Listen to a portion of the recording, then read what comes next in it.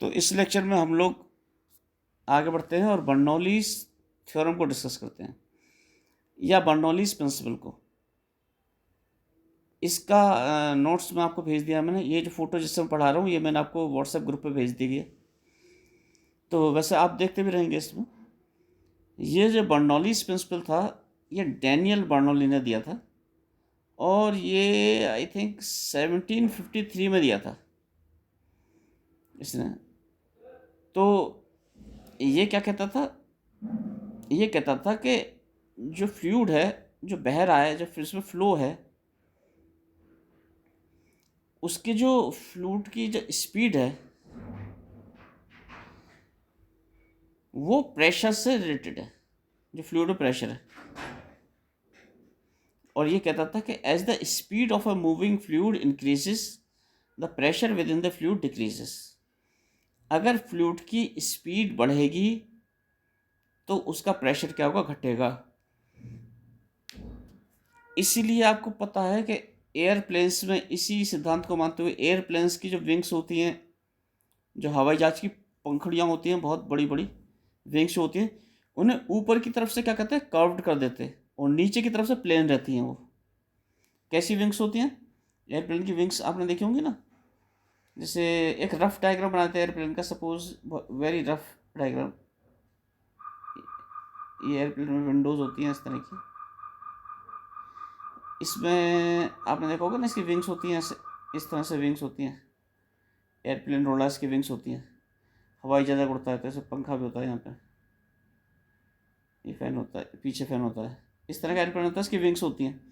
तो ये जो विंग्स होती हैं ये ऊपर की तरफ से गोल गोल होती हैं, ऐसे ऐसे ऊपर की तरफ से कैसे होती है, गोल कर्व्ड। यानी कि इसकी शेप कैसे होती है, अगर आप देखें जाए तो नीचे की तरफ से प्लेन, ये नीचे की साइड है जो बना रहा हूँ, और ऊपर की साइड ऐसे होती है, थोड़ी सी कर्व्ड, ऊपर की साइड ऐसे होती है। इस तरह की विंग होती है ये पूरी लंबी विंग है, ऐसे ऊपर की तरफ से कर्व होती है। तो इनमें जो ऊपर की तरफ से एयर निकलती है, एयर को क्रॉस करते हुए निकलते हैं प्लेन, जो होता है, जो स्पीड पकड़ता है एयरप्लेन, तो इसमें जो ऊपर की तरफ, अभी मैं उस पर लगाता हूँ फ्लाइट मोड पर, मैं लगाना भूल जाता हूँ बार बार मोबाइल को।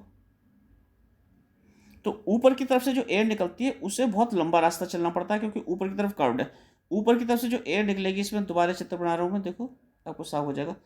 ये एयरप्लेन की विंग थी, ये नीचे का हिस्सा है उसका, और ये ऊपर का हिस्सा है कर्व्ड ऐसे। तो हवा यहाँ से आ रही है, सब हवा यहाँ से आ रही है। मान लिया एयरप्लेन मान लिया इस डायरेक्शन में जा रहा है, तो हवा इसे ऐसे क्रॉस करेगी। हवा जाएगी तो ऊपर की हवा को तो देखो ये रास्ता चलना पड़ेगा, ऐसे आना पड़ेगा, और नीचे की हवा को ये रास्ता चलना पड़ेगा। तो ऊपर की हवा की स्पीड तेज हो जाएगी, नीचे की हवा की स्पीड कम हो जाएगी। जब ऊपर की हवा की स्पीड तेज हो जाएगी तो ऊपर प्रेशर क्या हो जाएगा, कम हो जाएगा। जब ऊपर प्रेशर कम होगा, नीचे प्रेशर ज़्यादा होगा, तो पंखुड़ियों पर प्रेशर क्या लगेगा, फोर्स नीचे से ऊपर की तरफ लगेगा, और पंखुड़ियाँ क्या होंगी, एरोप्लेन को ऊपर की तरफ धक्का देंगी। इस वजह से एरोप्लेन ऊपर उठना शुरू हो जाएगा, क्योंकि ऊपर की तरफ प्रेशर कम हो गया और नीचे की तरफ प्रेशर बहुत ज़्यादा बढ़ गया है। इसी तरह से एयरप्लेन की शेप भी होती है। एरोप्लेन की भी शेप आपने देखी होगी, तो देखो नीचे से फ्लैट होता है, ऊपर से ऐसा होता है कर्व्ड। तो इसमें भी जो हवा क्रॉस करेगी, ऊपर की तरफ बहुत तेज चलेगी, और नीचे की तरफ क्या करेगी, उसे कम रास्ता चलना है तो धीमे चलेगी, तो ऊपर की तरफ प्रेशर कम हो जाएगा। तो ये सब बर्नौली थ्योरम पे आधारित है थोड़ा सा ना। खैर, अब बर्नौली प्रिंसिपल पर आते हैं। इन्होंने कहा था ये, as the speed of a moving fluid increases, fluid कोई भी हो सकता है, लिक्विड हो सकती है, गैस हो सकती है, the pressure within the fluid decreases. तो अगर फ्लूइड की स्पीड बढ़ेगी तो उसका प्रेशर क्या हो जाएगा, कम हो जाएगा। और इसका थ्योरेटिकल प्रूफ भी दिया था।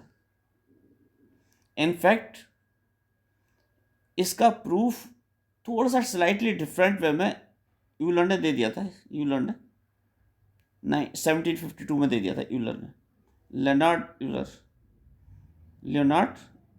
यूलर ने दे दिया था बर्नौली। और इसी से एक दो स्टेप करके बर्नौलीज इक्वेशन आ जाती है। यूलर इक्वेशन ही है, इसलिए यूलर इक्वेशन को मैंने आपको पीडीएफ में भेज रखा है। लेकिन आपके सिलेबस में बर्नौली इक्वेशन है तो बर्नौली थ्योरम ही डिस्कस करते हैं।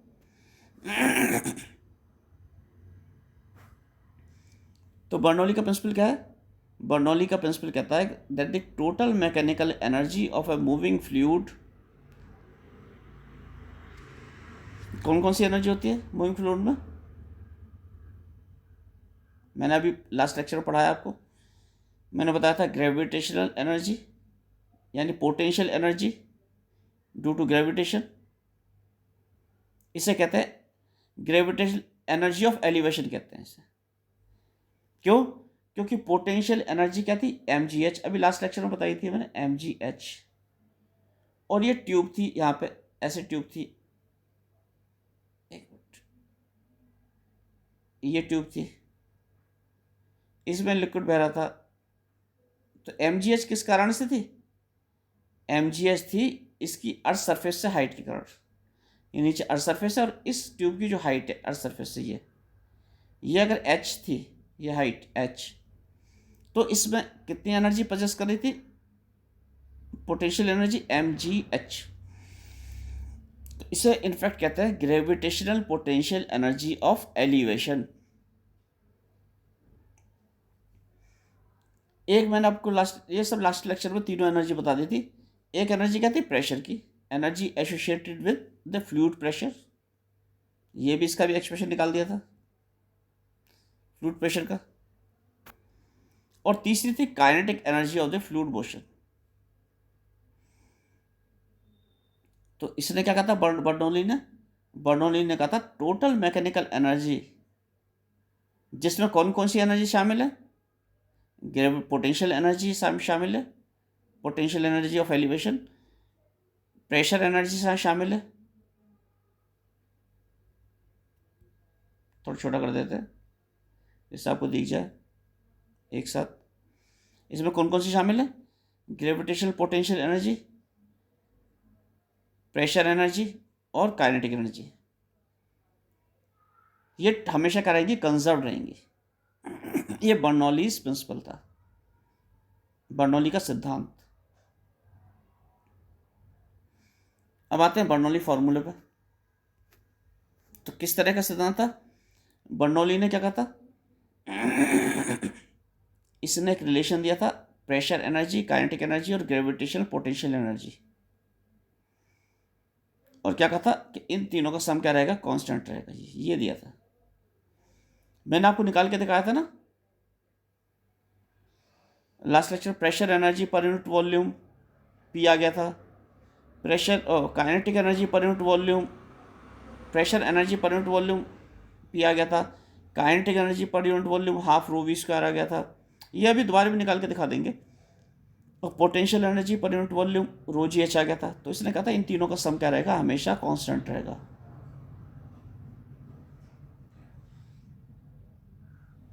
यहाँ पे आपको पता है ये फॉर्मूला जो था, इसमें पी प्रेशर था, ये रो है डेंसिटी है rho, V speed of liquid थी, rho density, G acceleration due to gravity, H height of the liquid above the ground surface. यहाँ पे इसने लिखा है H is the height of the container.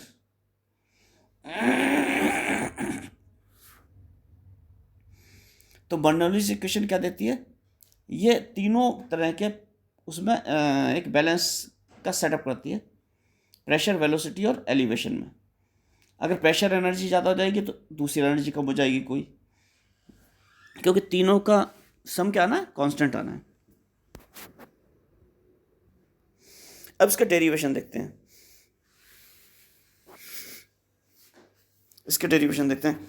तो इसके डेरिवेशन के लिए एक पाइप देखते, सोच लीजिए अब एक पाइप है हमारे पास या ट्यूब मान लीजिए, जिसकी अलग अलग डायमीटर है। इसका चित्र दे रखा है नीचे, इसका चित्र दिखा देता हूँ मैं, ये दे रखा है, ये है एक पाइप। इस पाइप में क्या है? पाइप या ट्यूब जो भी आप मान लें, इसमें क्या है? देखो बेटा, इस पाइप में यहाँ पे इस एंड का area of cross section A1 है, इस एंड का A2 है, यानी ये भी A2 है, यहाँ से ले लिया A2, ये भी A1 है, यहाँ पे A1 यहाँ पे भी A1 है, सब जगह यहाँ तक A1 है। यहाँ से बदलना शुरू हो गया आगे से ना, वेरी। यहाँ पे A2 ये भी A2 हो गया, ठीक है। तो क्रॉस सेक्शन एरिया हमने दो एंड पे मान लिया, एक में A1 मान लिया, एक में A2 मान लिया।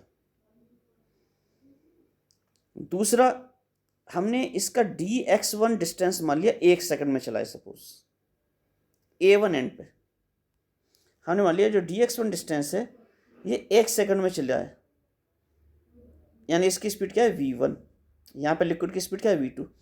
सेम यहाँ पे स्पीड कितनी मान ली v2, ये रही v2। तो ए फर्स्ट एंड पे A1 एंड पे जिसका ए क्रॉस सेक्शन एरिया A1 है उस पर स्पीड मान ली A1, जिसका क्रॉस सेक्शन एरिया A2 है उस पर स्पीड मान ली v2।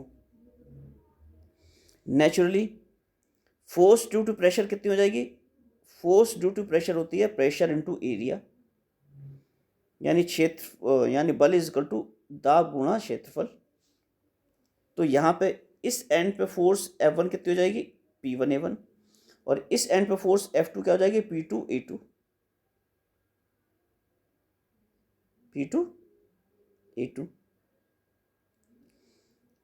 यहाँ 1 सेकंड में चला हुआ डिस्टेंस, यहाँ dx2 डिस्टेंस मान लीजिए।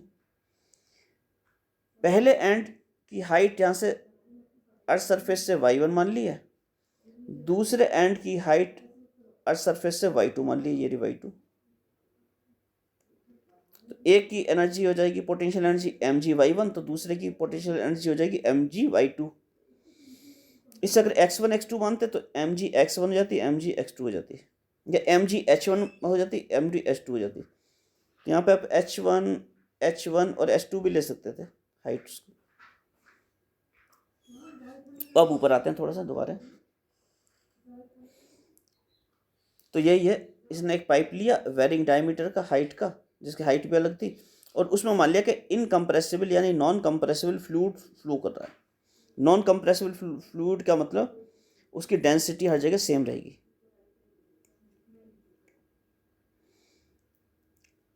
A1 A2 cross sectional area हो गए, V1 V2 स्पीड हो गई, Y1 Y2 डिस्टेंस हो गए, टू एंड्स के, 2 पॉइंट्स के, 1 और 2 के। ये चित्र आपको दिखा दिया था। अब आगे बढ़ते हैं।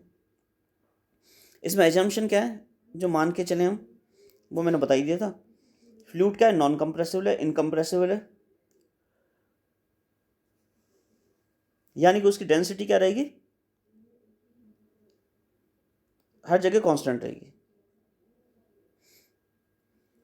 एनर्जी जो है फ्लूइड की कंजर्व्ड है, क्योंकि वहां पे कोई भी विस्कस फोर्सेस नहीं काम कर रही हैं। इसलिए हम क्या मानेंगे, कोई विस्कस फोर्स क्या करती हैं, एनर्जी को कम करती हैं, लिक्विड के फ्लो को रोकती हैं। तो हम लिक्विड की एनर्जी क्या कहेंगे, कंजर्व्ड रहेगी, क्योंकि हमने विस्कस फोर्स नहीं मानी है। तो दो चीज़ नहीं मानी हमने, एक तो डेंसिटी कांस्टेंट और एक विस्कस फोर्स प्रेजेंट नहीं है। अब लिक्विड पे जो वर्क किया जा रहा है वो किसके द्वारा किया जा रहा है, प्रेशर के कारण किया जा रहा है। देखो चित्र दिखाते हैं। ये लिक्विड है, ये पाइप है, लिक्विड का फ्लो कहाँ से कहाँ तक हो रहा है, लिक्विड का फ्लो ऐसे हो रहा है, ये ऐसे हो रहा है, लिक्विड का फ्लो ऐसे ऐसे, ये लिक्विड का फ्लो हो रहा है। तो क्या होगा, यहाँ पे प्रेशर लगा होगा तभी तो लिक्विड जाएगा। तो लिक्विड पर वर्क कौन सा किया जा रहा है, प्रेशर के कारण किया जा रहा है। वापस आ जाते हैं। तो work done due to pressure क्या होगा, work done due to pressure dW, F1 dx1 work done due to pressure है किस पे, इनकमिंग फ्लूइड पे, और ये आउटगोइंग फ्लूइड के लिए F2 dx2। ये dW है कार्य का अंतर, net work done, dW net work done, ये है।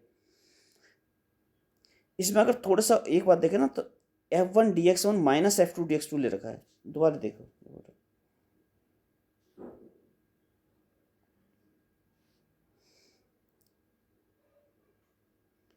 देखो F1 फोर्स लग रही है इधर प्रेशर के कारण, और यहाँ पे प्रेशर के कारण फोर्स लग रही है यहाँ पे इधर,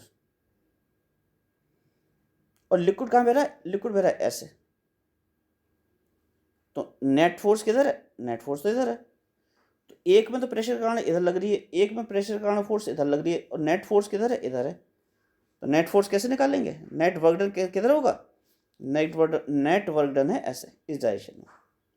और किस फोर्स के कारण, F1 और F2 के डिफरेंस के कारण, क्योंकि F1 ऐसे काम कर रही है और F2 क्या कर रही है, ऐसे काम कर रही है। इधर प्रेशर बाहर से अंदर की तरफ लग रहा है और इधर भी बाहर से अंदर की तरफ प्रेशर लग रहा है यहाँ पे, लेकिन होगा दोनों अपोजिट डायरेक्शन में। इसलिए नेट वर्क डन क्या हो गया, नेट वर्क डन हो गया F1 dx1 minus F2 dx2, force into displacement eight point 1, force into displacement eight point 2। जो पॉइंट नंबर 1 था उस पर वर्क डन इधर हो रहा था, जो पॉइंट नंबर 2 था उधर फोर्स इधर लग रही थी, इसलिए net force, net work done आ गया dw। और आपको पता है कि फोर्स इज इक्वल टू होता है प्रेशर इंटू एरिया। तो पहले एंड के लिए प्रेशर इंटू एरिया हो गया P1A1, दूसरे एंड के लिए P2A2 हो गया। पहले का डिस्प्लेसमेंट dx1 है, दूसरे का dx2 है। और A1 dx1 क्या है, A1 dx1 तो वॉल्यूम है dv। दोबारा चित्र को देखो, यह है चित्र, इसमें यह है dx1, तो देखो A1 इंटू dx1 ये वॉल्यूम हो गया टोटल dv, और ऐसी A2 इंटू dx2 ये वॉल्यूम हो गया, A2 इंटू dx2 ये वॉल्यूम हो गया। ये मैंने लास्ट लेक्चर में समझा चुका हूँ किस तरह से वॉल्यूम होगा आपका, ये वॉल्यूम हो गया। तो A1 dx1 की जगह वॉल्यूम रख दो और A2 dx2 की भी जगह वॉल्यूम रख दो। लेकिन जितना वॉल्यूम लिक्विड का अंदर जा रहा है, ये स्टीम लाइन फ्लो है स्टीडी स्टेट में, किसमें, ये पिछले लेक्चर में पढ़ा दिया मैंने, स्टीडी स्टेट में। जितना वॉल्यूम लिक्विड का इनकमिंग है उतना ही क्या होगा, आउटगोइंग होगा।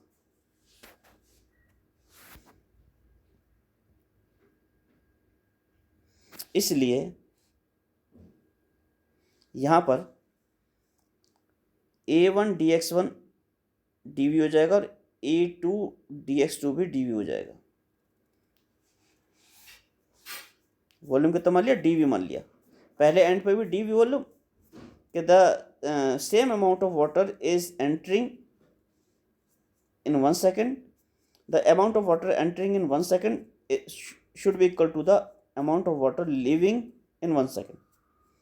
तो दोनों के dv1 और dv2 क्या होंगे, बराबर हो जाएंगे। इनफैक्ट इसकी जगह हमें क्या लेना चाहिए था, dv1 लेना चाहिए था, और इसकी जगह क्या लेना चाहिए था, dv2 लिख देना चाहिए था। और आप लिख देंगे डेंसिटी कांस्टेंट है, क्या लिखेंगे, डेंसिटी क्या है, कांस्टेंट है। देयरफॉर जो सेम अमाउंट ऑफ वाटर क्या है, सेम मास ऑफ वाटर जितना घुस रहा है उतना ही लीव करेगा। तो मास और डेंसिटी बराबर हैं तो वॉल्यूम भी बराबर होंगी, क्योंकि नॉन इनकम्प्रेसिबल लिक्विड लिया था इसलिए रो कांस्टेंट रहेगा थ्रू आउट। तो ठीक है, ये वर्क डन आ गया P1 minus P2 into dv। अब चेंज इन काइनेटिक एनर्जी कितना होगा, फर्स्ट लास्ट एंड पे मास कितना माना, m2 और फर्स्ट एंड पे माना m1। लेकिन आपको पता है कि जितना मास एंटर कर रहा है उतना ही छोड़ेगा बाहर, तो m1 will be equal to m2, और रो कांस्टेंट है। और आपको पता है घनत्व बराबर द्रव्यमान बटे आयतन, या rho is equal to m upon v। तो रो कांस्टेंट है, m1 is equal to m2 है, v कांस्टेंट है, तो m की जगह पे क्या आ जाएगा, m की जगह पे रो dv, यहाँ पे dv ले लो बटे dv, क्योंकि वॉल्यूम हमने छोटा सा लिया है ना, m इंटू dv। तो m1 rho is equal to m into dv, यानी m is equal to rho dv। ये आ गया m is equal to rho dv, मैंने सर्कल लगा दिया। ये m1 और m2 की दोनों की वैल्यू हो जाएगी, क्योंकि m1 is equal to m2 is equal to m मान लो, तो m1 is equal to m2 is equal to m is equal to rho dv आ गया, घनत्व बराबर द्रव्यमान बटे आयतन से। तो यहाँ पे m की जगह रो dv रख दिया और कॉमन कॉमन ले लिया m1 m2 को, v2 square minus v1 square. ये चेंज इन काइनेटिक एनर्जी आ गया। चेंज इन पोटेंशियल एनर्जी अगर ले तो चेंज इन काइनेटिक एनर्जी को डी के कह दिया। Similarly change in potential energy, आपको ध्यान है ऐसे ट्यूब बनाई थी ना, ऐसे बनाई थी, यहाँ पे h1 या y1 ली थी हमने हाइट, यहाँ पे h1 ले लो, यहाँ पे h2 ले लो, तो चेंज इन यहाँ पे h2 ले लो, h2 ले लिया, तो चेंज इन काइनेटिक एनर्जी क्या, पोटेंशियल एनर्जी क्या हो जाएगा, mg h2 माइनस h1 हो जाएगा। चेंज इन पोटेंशियल एनर्जी यहाँ y1 y2 लिया गया है, आप चाहें तो h2 h1 ले सकते हैं, तो आ गया mg कॉमन ले लो और y2 माइनस y1, और अगेन वही m इजकल टू क्या आ गया था, रो dv, जो अभी ऊपर बताया था। तो यहाँ पे m की जगह पे रो dv रख दो, तो mg h2 माइनस h1 माने रो dv g h2 minus h1। तो यहाँ m के स्थान पे, ये इस m के स्थान पे क्या रख दिया, रो dv रख दिया, रो dv ये रख दिया, और g कॉमन ले लिया था यहाँ पे दोनों जगह, ब्रैकेट में बच गया y2 माइनस y1। और आपको पता है इक्वेशन से जो आपने वर्क किया है, जो work done will produce the change in kinetic and potential energies. The work done on the liquid flowing is responsible for the change in kinetic and potential energies. तो यहाँ पे dw जो होगा वर्क डन, यही क्या कर रहा है, यही कॉज है चेंज इन काइनेटिक एनर्जी का plus change in potential energy का, यही गतिज ऊर्जा और स्थितिज ऊर्जा में परिवर्तन का कारण है, जो प्रेशर के कारण वर्क डन किया गया है। तो इन तीनों को बराबर रख दीजिए। डी डब्ल्यू आपने निकाला था P1 minus P2 into d v, change in kinetic energy निकाला था half rho d v V2 square minus V1 square, और चेंज इन पोटेंशियल एनर्जी निकाला था रो डी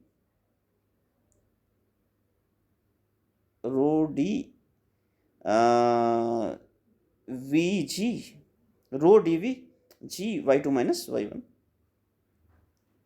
इन सबको बराबर कर रख दीजिए, थोड़ा सा मैथमेटिकल मैनिपुलेशन लगा दीजिए, डी वी कैंसिल कर दीजिए सब जगह से, तो इक्वेशन ये आ जाएगी। अब 1 1 वाली भी टर्म्स सब एक जगह कलेक्ट कर लीजिए, 2 2 2 वाली सब टर्म्स एक तरफ ले जाइए, तो आपकी इक्वेशन आ जाएगी। रीअरेंज कर लीजिए, तो आपकी आ जाएगी P1 plus half rho V1 square plus rho ji Y1 is equal to P2 plus half rho V2 square plus rho ji Y2।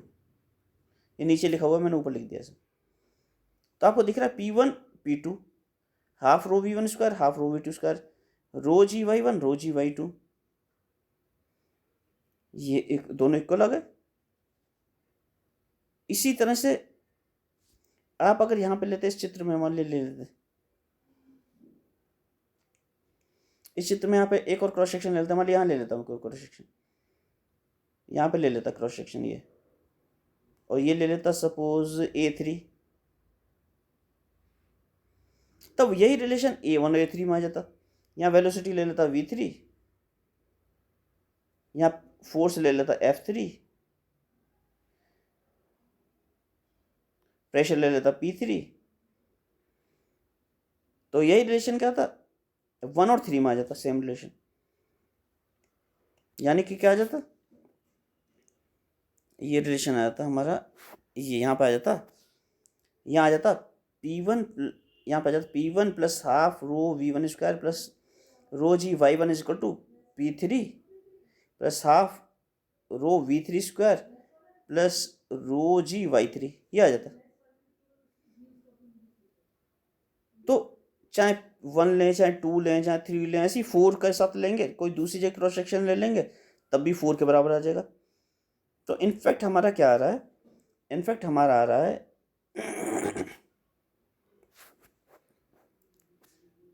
In fact हमारा आ रहा है P plus half rho V square plus rho g y कह दो या h कह दो, rho g h is equal to constant यानी conserved, is equal to conserved. तो ये जो क्वांटिटी हैं ये कंजर्व्ड रहेंगी, इनका सम क्या रहेगा, कंजर्व्ड रहेगा। और ये आपको पता था pressure energy per unit volume है, ये क्या थी, kinetic energy per unit volume थी, और ये potential energy per unit volume थी, लास्ट लेक्चर में समझा दी गई थी। इसका मतलब तीनों तरह की जो एनर्जी होगी यानी मैकेनिकल एनर्जी का सम जो है हमेशा कांस्टेंट रहेगा, यानी मैकेनिकल एनर्जी कंजर्व रहेगी अगर कोई लिक्विड किसी ट्यूब में स्टीम लाइन फ्लो कर रहा है और बह रहा है तो, और वेरिंग क्रॉस सेक्शन, कोई लिक्विड किसी ट्यूब जिसका क्रॉस सेक्शन वेरी कर रहा है उसमें बह रहा है, तो ये सब क्या रहेगा, इन तीनों का सम कांस्टेंट रहेगा। यही बर्नौलीज थ्योरम है, बर्नौली इक्वेशन है।